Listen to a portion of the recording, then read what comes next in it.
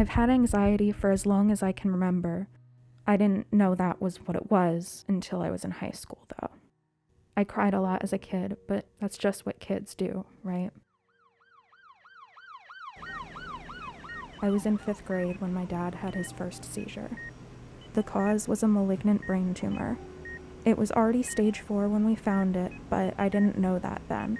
All I knew was that from that moment, nothing was going to be the same.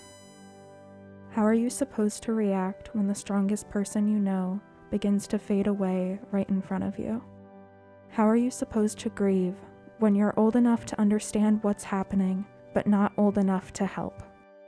I can only imagine how upsetting it must have been for him to have the role of protector and provider stripped from him decades too soon. I didn't realize I had been having panic attacks, but it wasn't long before I was having them every day. Everyone had their own thoughts of how I should get rid of them. It didn't feel like anyone actually understood that I could be doing everything right and still feel terrible, so I wound up losing focus on what really mattered to me. My family, my friends, the people who are by your bedside when you're sick or struggling, heartbroken or dying. Your work won't console you in the moments that count.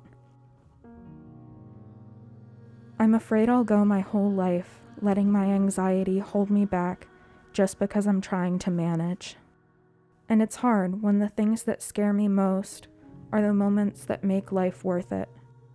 Every conversation I have, every job I work, everything I do feels so intense because I know that at any moment, my life or the life of someone I care about could change drastically and irreparably in the blink of an eye.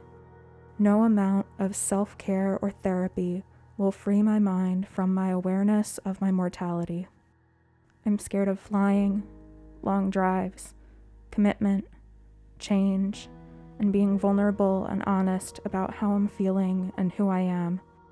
I try to be a good person because I never want the last interaction I have with someone to be a bad one.